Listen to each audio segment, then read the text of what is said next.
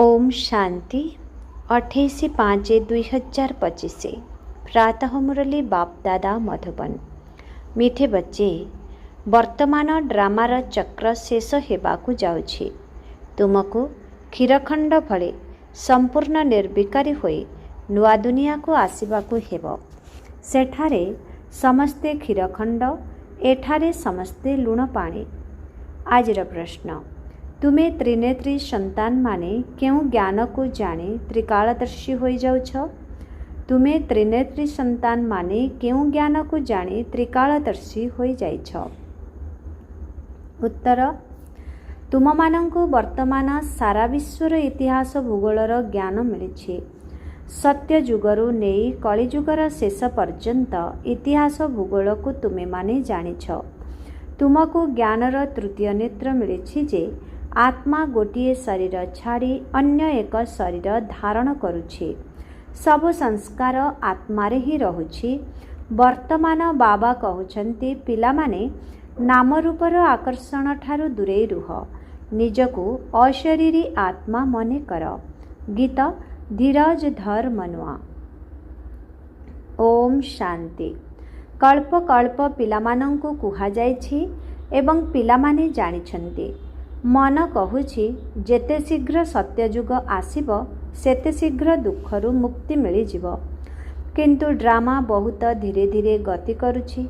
बाबा धैर्य देउछन्ति जे बाकी अल्प दिन अछि।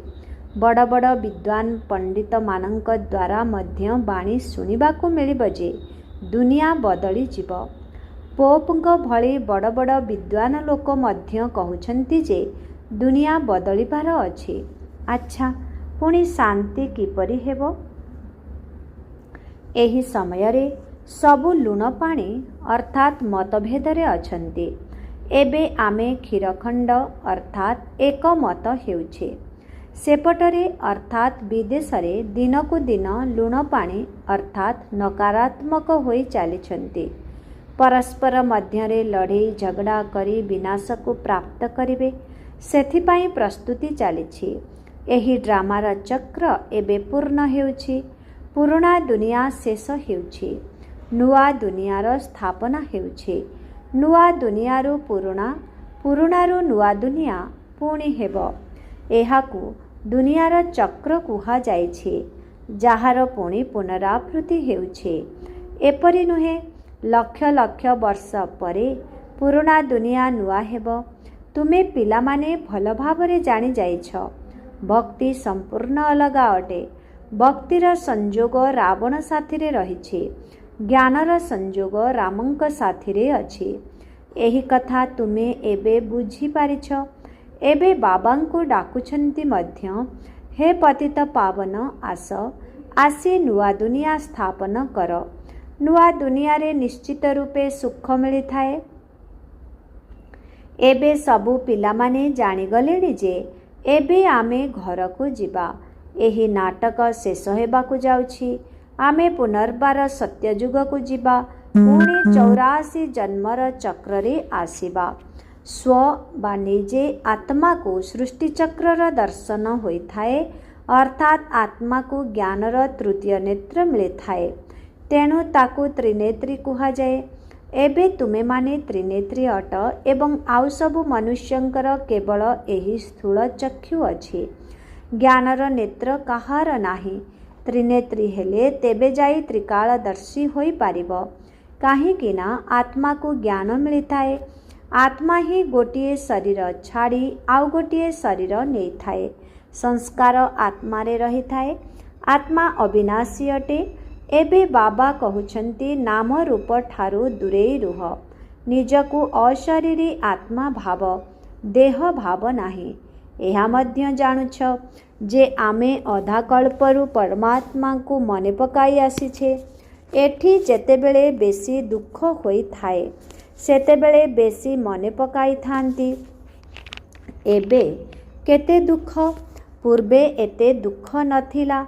जेबेठारू इंग्रेज आसिले सेही दिन ठारू एही राजा माने मध्य परस्पर मध्यरे लड़े कले, अलगा अलगा होई गले। सत्ययुगरे तो गोटिए राज्य थिला।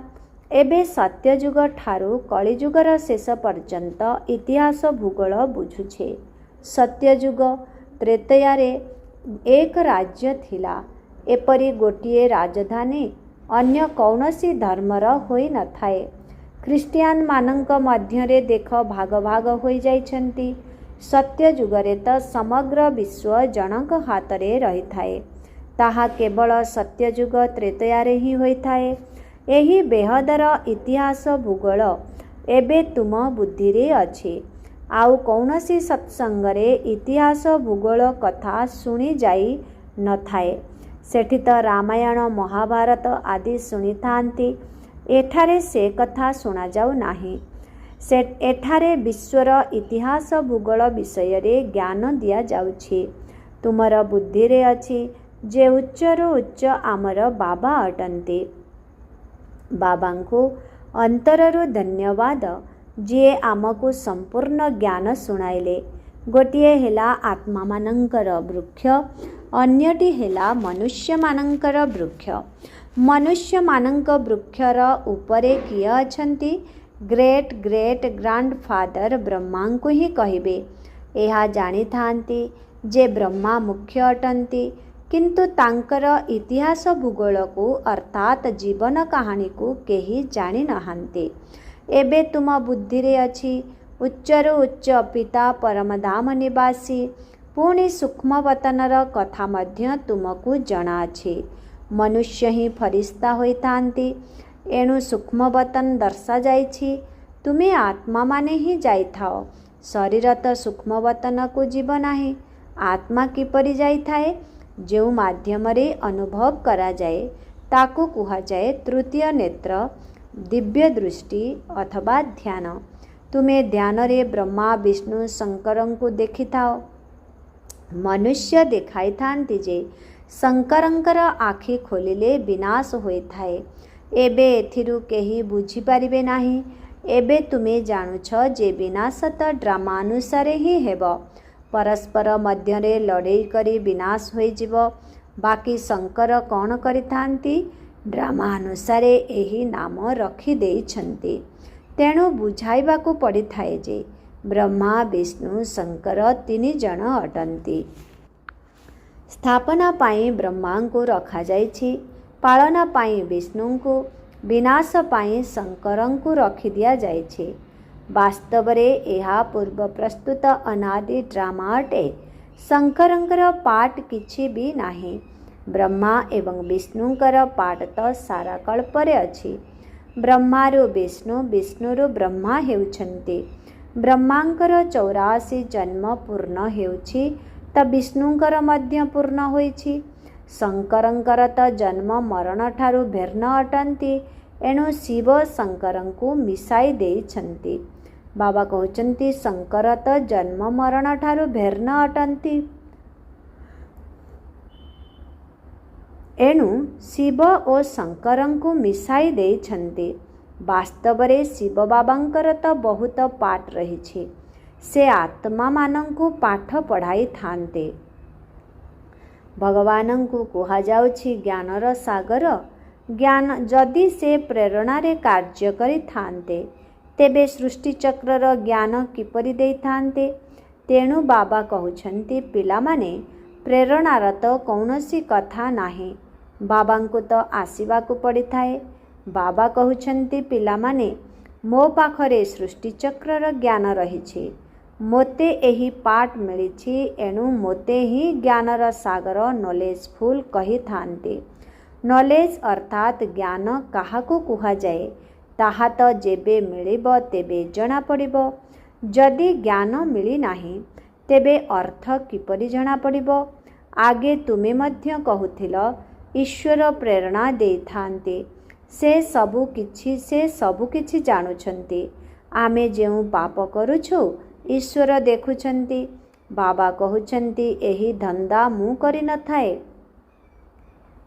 एमाने तो जेपरी कर्म करिथांती ताहार दंड निजे ही भोगिथांती। मु काहाकू दंड देई न थाए, ना कौनसी प्रेरणा द्वारा दंड देबी। जदि मु प्रेरणा द्वारा करिबी तेबे तार अर्थ मु ही दंड देउछि। କାହାକୁ ଯଦି ମରିବା ପାଇଁ କହିବ ତେବେ ଏହା ମଧ୍ୟ ଦୋଷ ଅଟେ।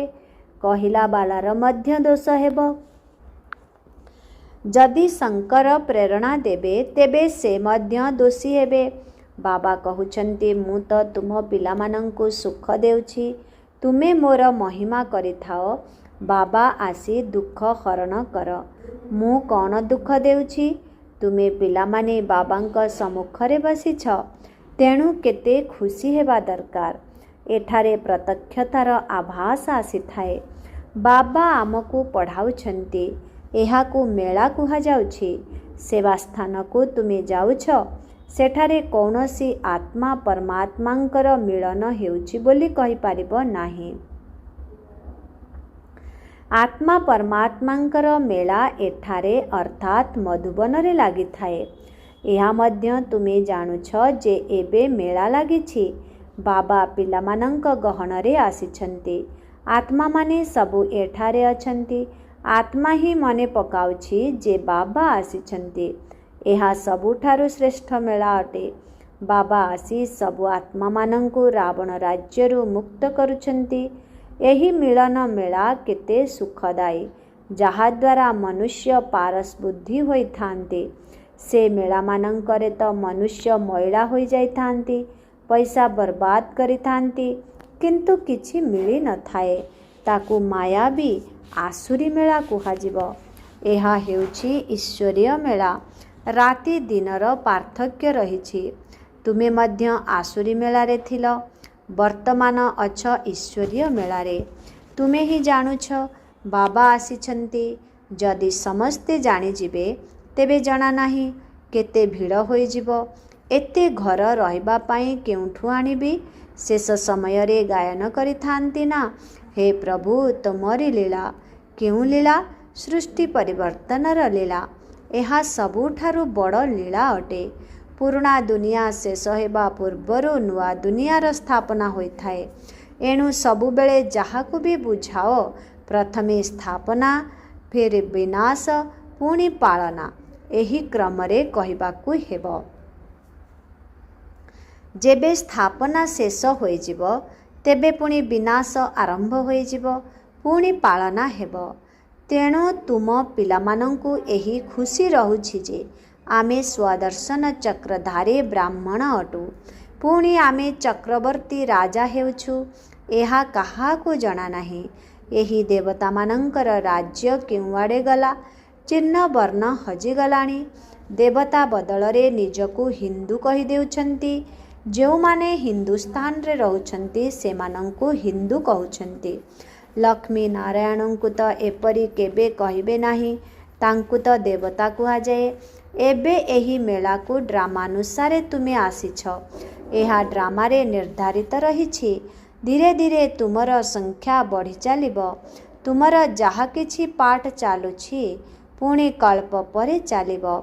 ଏହି ଚକ୍ରର ପୁନରାବୃତ୍ତି ହୋଇଥାଏ। ପୁନଃ ରାବଣ ରାଜ୍ୟରେ ଆସୁରୀ ପାଳନା ହେବ।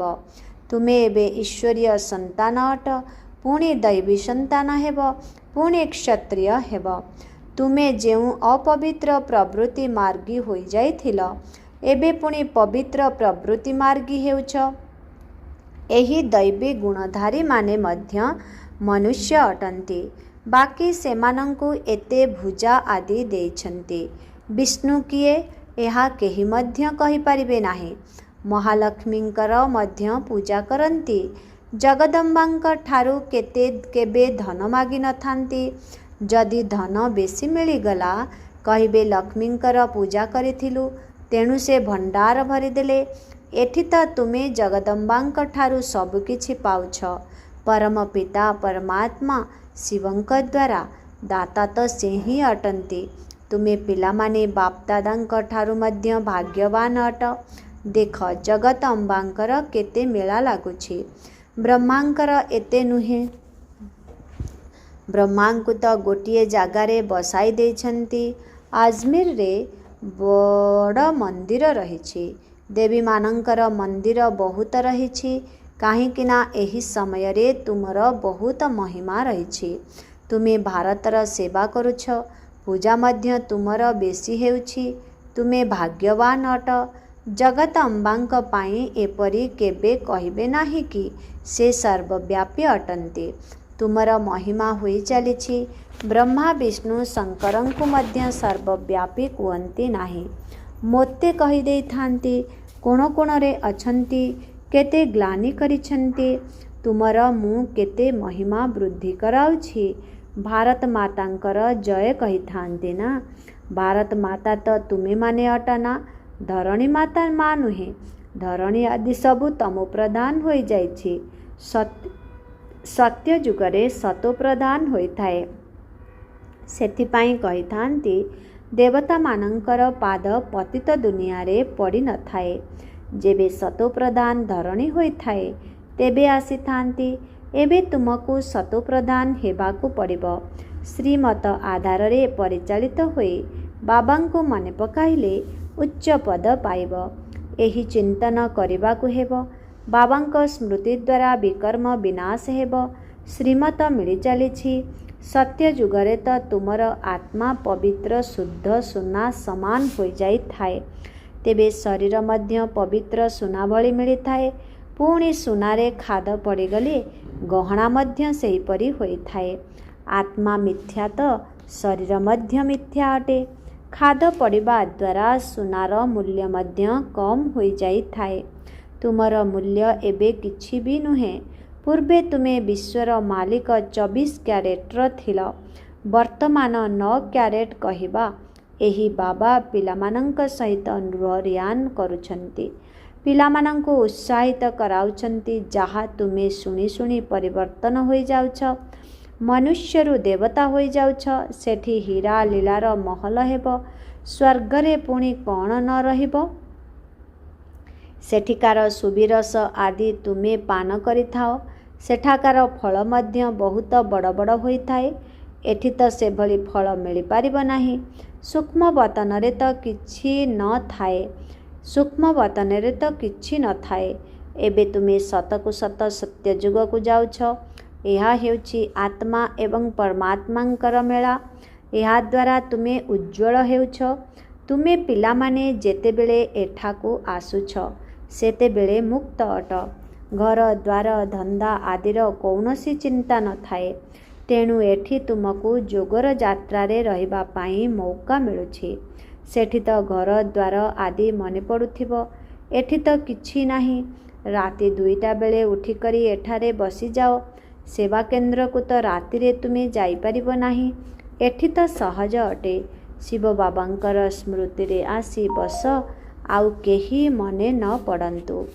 ଏଠି ତୁମକୁ ସହଯୋଗ ମଧ୍ୟ ମିଳିଥାଏ। ଜଲ୍ଦି ଶୋଇଯାଅ, ପୁଣି ଜଲ୍ଦି ଉଠିଯାଅ। 3ରୁ 5ଟା ପର୍ଯ୍ୟନ୍ତ ଆସି ବସ। ବାବା ମଧ୍ୟ ଆସିଯିବେ। ପିଲାମାନେ ଖୁସି ହେବେ। ବାବା ହେଲେ ଯୋଗ ଶିକ୍ଷାଦାତା ଶିକ୍ଷକ।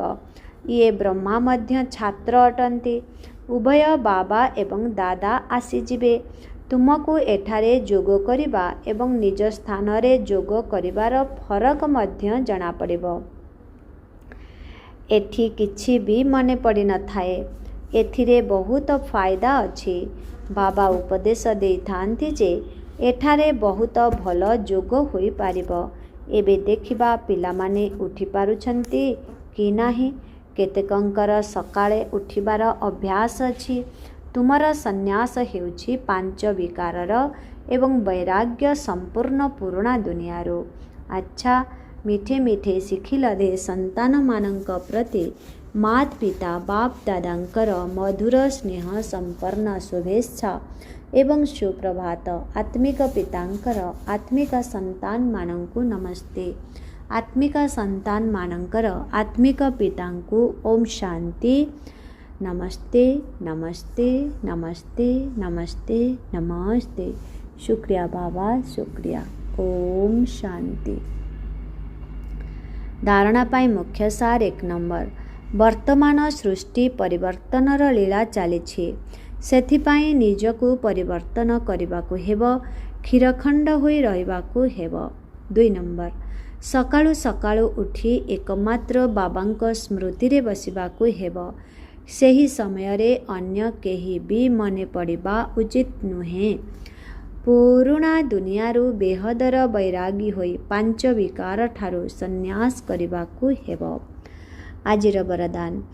ବେହଦର ସ୍ଥିତିରେ ସ୍ଥିତ ରହି ସେବାର ଆକର୍ଷଣ ଠାରୁ ନ୍ୟାରା ଏବଂ ପ୍ୟାରା ବିଶ୍ୱ କଲ୍ୟାଣକାରୀ ଭବ। ବେହଦର ସ୍ଥିତିରେ ସ୍ଥିତ ରହି ସେବାର ଆକର୍ଷଣ ଠାରୁ ନ୍ୟାରା ଏବଂ ପ୍ୟାରା ବିଶ୍ୱ କଲ୍ୟାଣକାରୀ ଭବ।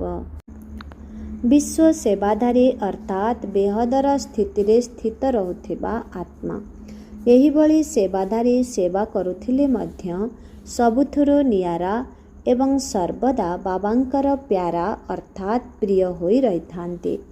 ସେବାର ଆକର୍ଷଣରେ ଆସନ୍ତି ନାହିଁ, କାହିଁକିନା ସେବାର ଆକର୍ଷଣ ମଧ୍ୟ ସୁନାର ଜଞ୍ଜିର ଅଟେ। ଏହି ବନ୍ଧନ ମଧ୍ୟ ବେହଦରୁ ହଦକୁ ଅର୍ଥାତ୍ ବିଶ୍ୱ ସେବାରୁ ସୀମିତ ସେବାକୁ ନେଇଯାଇଥାଏ। ସେଥିପାଇଁ ଦେହର ସ୍ମୃତି ଠାରୁ ଈଶ୍ୱରୀୟ ସମ୍ବନ୍ଧ ଠାରୁ ସେବାର ସାଧନଗୁଡ଼ିକର ଆକର୍ଷଣ ଠାରୁ ନିଆରା ଏବଂ ବାବାଙ୍କର ପ୍ୟାରା ହୁଅ। ତାହାହେଲେ ବିଶ୍ୱ ସେବାଧାରୀର ବରଦାନ ପ୍ରାପ୍ତ ହୋଇଯିବ ଏବଂ ସର୍ବଦା ସଫଳତା ମିଳିବାକୁ ଲାଗିବ। ଆଜିର ସ୍ଲୋଗାନ। ଯଦି ବ୍ୟର୍ଥ ସଂକଳ୍ପଗୁଡ଼ିକୁ ଗୋଟିଏ ସେକେଣ୍ଡ ଭିତରେ ବନ୍ଦ କରିବାର ଅଭ୍ୟାସ କରିବ, ତେବେ ଶକ୍ତିଶାଳୀ ହୋଇଯିବ। ଅବ୍ୟକ୍ତ ଇଶାରା। ଆତ୍ମିକ ରାଜକୀୟତା ସହିତ ପବିତ୍ରତାର ବ୍ୟକ୍ତିତ୍ୱକୁ ଧାରଣ କର। ତୁମ ସମସ୍ତଙ୍କର ପ୍ରଥମ ପ୍ରବୃତ୍ତି ହେଲା ନିଜର ଦେହର ପ୍ରବୃତ୍ତି ଅର୍ଥାତ୍ ପାଳନା କରିବା। ତାପରେ ହେଲା ଦେହର ସମ୍ବନ୍ଧର ପ୍ରବୃତ୍ତି। ତେଣୁ ପ୍ରଥମ ପ୍ରବୃତ୍ତି ହେଲା ଦେହର ପ୍ରତ୍ୟେକ କର୍ମେନ୍ଦ୍ରିୟଗୁଡ଼ିକୁ ପବିତ୍ର କରିବା। ଯେତେ ଦିନ ପର୍ଯ୍ୟନ୍ତ ଦେହର ପ୍ରବୃତ୍ତିକୁ ପବିତ୍ର କରିନାହଁ, ସେତେ ଦିନ ପର୍ଯ୍ୟନ୍ତ ଦେହର ସମ୍ବନ୍ଧଗୁଡ଼ିକର ପ୍ରବୃତ୍ତି ଚାହେ ହଦର ଅର୍ଥାତ୍ ଲୌକିକ ହେଉ ବା ବେହଦର ଅର୍ଥାତ୍ ସେବା ଅର୍ଥେ ହେଉ, ତାକୁ ମଧ୍ୟ ପବିତ୍ର କରିପାରିବ ନାହିଁ। ତେଣୁ ପ୍ରଥମେ ନିଜକୁ ପଚାର ଯେ ନିଜର ଶରୀର ରୂପୀ ଘରକୁ ଅର୍ଥାତ୍ ସଂକଳ୍ପକୁ, ବୁଦ୍ଧିକୁ, ନୟନକୁ ଏବଂ ମୁଖକୁ ଆତ୍ମ ଅଭିମାନୀ ଅର୍ଥାତ୍ ପବିତ୍ର କରିଛି ତ? ଏହିଭଳି ପବିତ୍ର ଆତ୍ମାମାନେ ହିଁ ମହାନ ଅଟନ୍ତି। ଓମ୍ ଶାନ୍ତି।